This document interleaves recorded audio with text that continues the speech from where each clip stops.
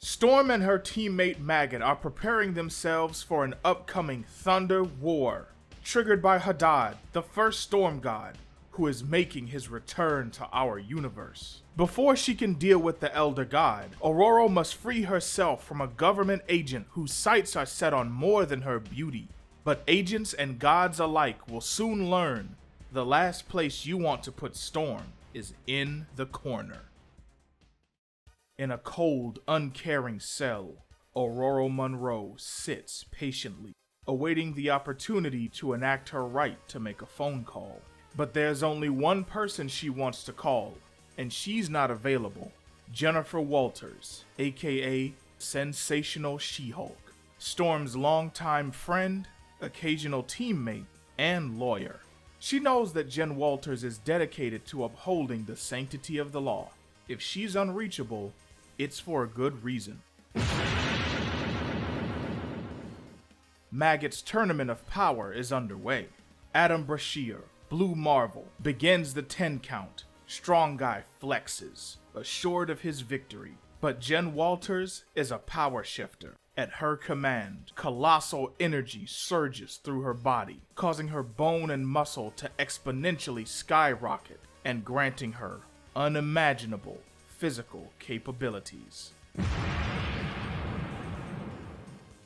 The tournament rages on, and match by match, winners are declared. But this tournament isn't what it seems. It's far more than a simple test of might amongst the world's strongest. They are preparing for something greater.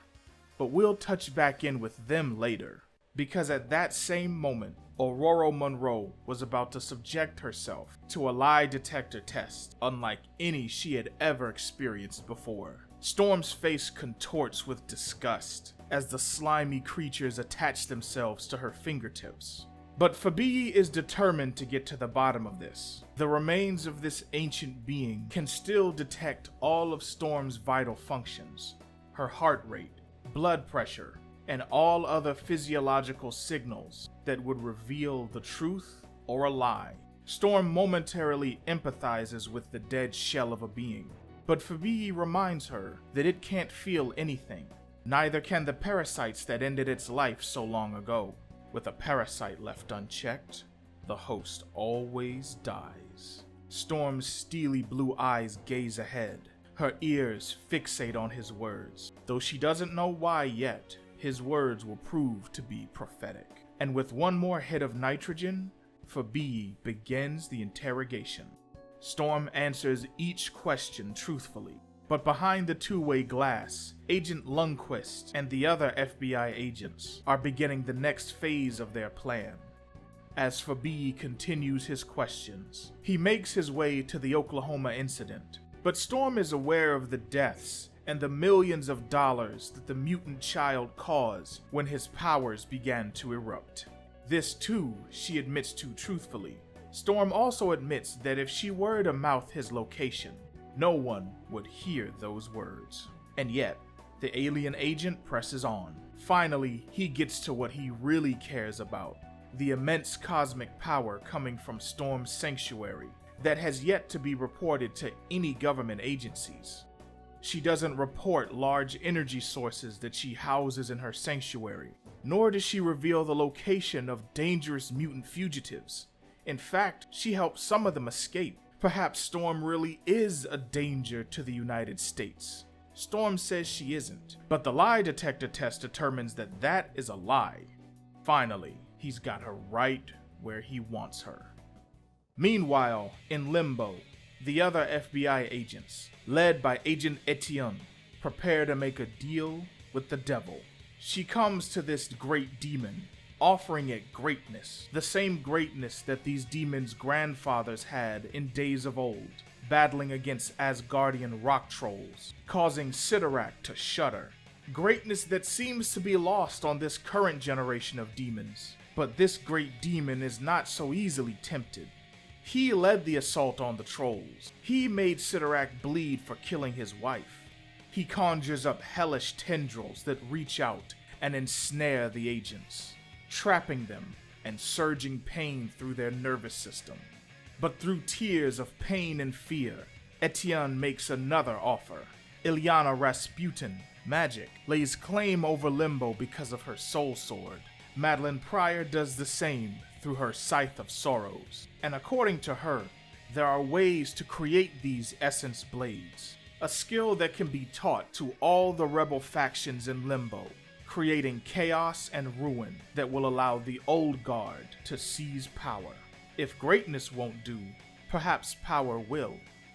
She returns to Earth victorious, broken and bandaged, but victorious nonetheless. In exchange for this power, the demons of Limbo are to wreak havoc on the Storm Sanctuary, meaning the Sanctuary's power source, which radiates energy comparable to Galactus, is unguarded and ripe for the taking. However, Agent Etienne is mistaken, and by the time the agents reach the Sanctuary, Maggot and his compatriots have already made short work of these demonic intruders, joined by Storm's friends and rivals from previous ages, Callisto, Iska, and John Ironfire, just to name a few. And they're just getting started. She-Hulk has Manifold teleport her up to the agents, where she gives them a She-Hulk style salutation. Back at FBI HQ, Storm has grown tired of these games, these tricks. Her good friend Gambit is a master at cards, so she knows all about bluffs and tells. Fabiyi has paraded around stacks of warrants, making it appear as though everything he does is by the book, when that couldn't be farther from the truth. He betrays the trust that his position has earned him, all his theatrics, just to hide his true intentions. An illegal raid on Storm's home. He is an absolute disgrace, as are all of his fellow agents. And now that Storm's lawyer isn't busy anymore, she lets them know just how mean she can be when she's in front of a jury. She-Hulk and her client depart, and if the FBI has any problems with that, they'll have to bring it up in court. Storm is home again, but the threat is far from over. Eden incorrectly assumes that the agents were after the Sanctuary's engine. In truth, they were after something much more dangerous, much more explosive. In the modern day, humans fight wars with bombs, and it just so happens that Eternity does the same. With this weapon, Eternity intends to end his battle with Oblivion before it even begins, and so he has taken full use of his new host, and used her home as a storage facility for his greatest weapon. But Storm is wisening up to Eternity's plans. She knows that something has taken possession of her body. It makes her watch through her own eyes as it commits atrocities with her hands. Any attempts to resist it results in burning flesh and bones stabbed with needles. Hours, sometimes days, go unaccounted for. As she informs Eden of her perilous position, she's reminded of something. Storm has felt like this before, years ago, when she was but a child, journeying across the Sahara. Even after spending years as a street thief, she still had trust in her heart for others. Trust that monsters would take advantage of, as they tried to do with her own body. She defended herself as best she could, and it was the last mistake that that monster ever made. It was Storm's first time taking life, and to this day, it is one of her most painful memories. Storm's tears from days ago, after her first time serving as the host of Eternity, now drop all the more loudly.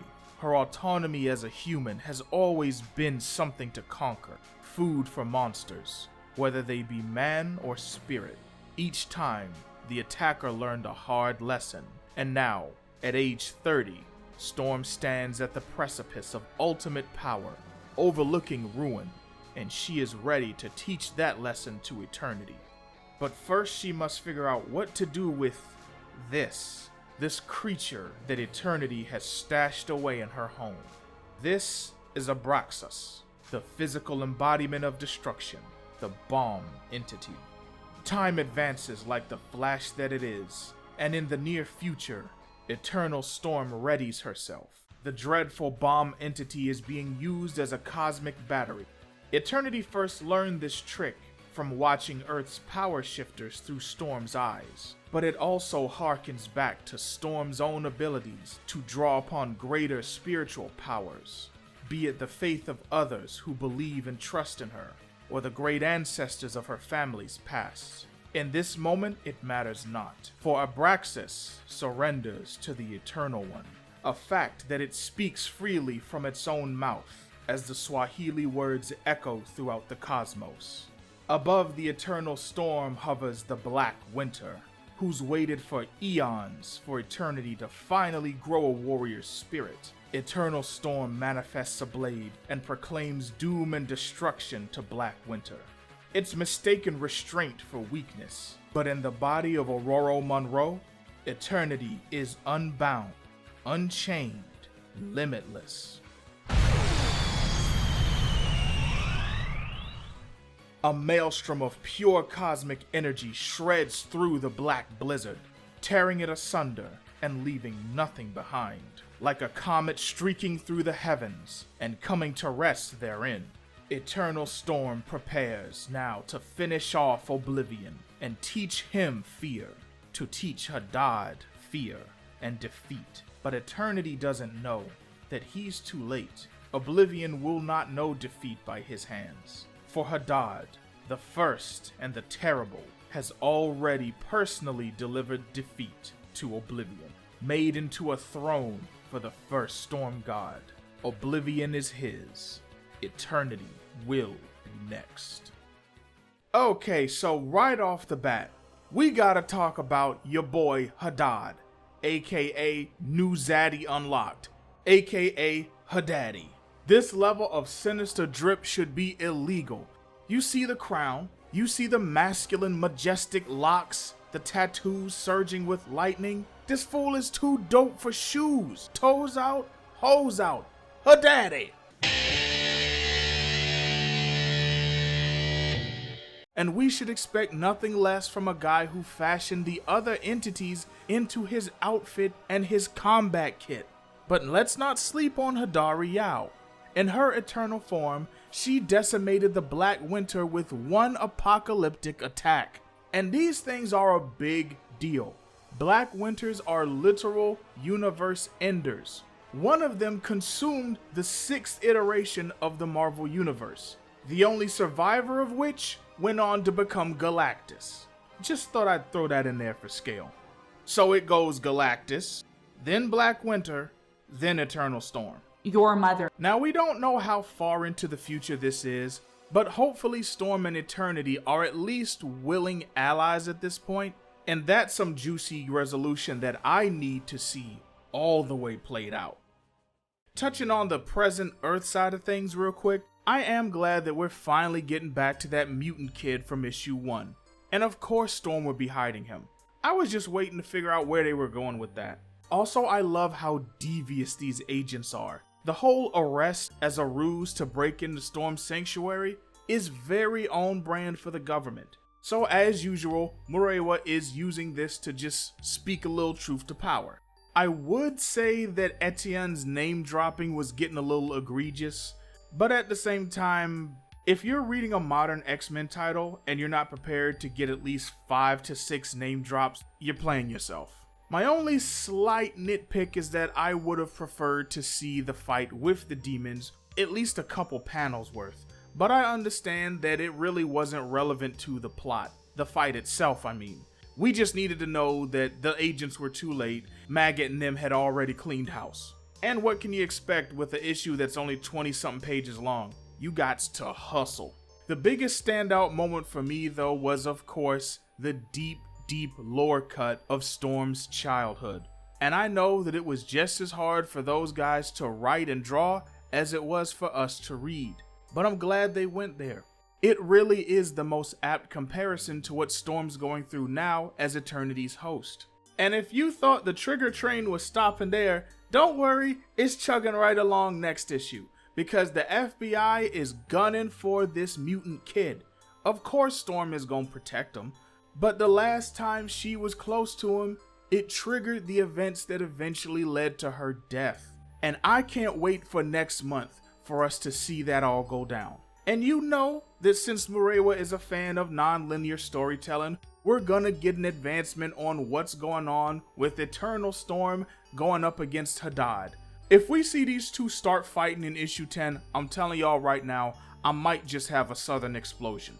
And yes, it is what you think it is. Make sure you comment below and let me know how you felt about this month's issue. And then after that, click this video right here to get more Eternal Weather Witch Goddessness in your life. And until next time, surrender to the Eternal One and keep simping.